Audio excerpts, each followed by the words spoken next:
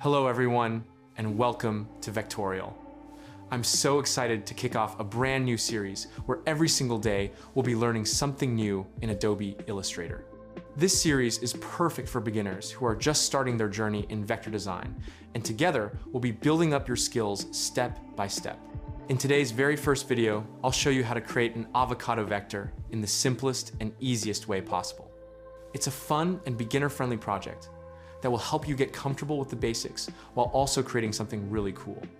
If you enjoy these tutorials and want to support the channel, you can do so on Patreon.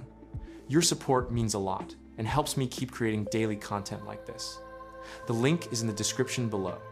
As a patron, you'll also get access to download all of the vectors I create in these tutorials, including today's Avocado Vector, completely free.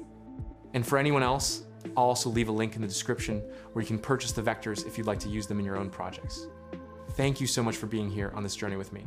Don't forget to like, comment, and subscribe so you never miss a video. Let's dive right in and start creating our avocado vector.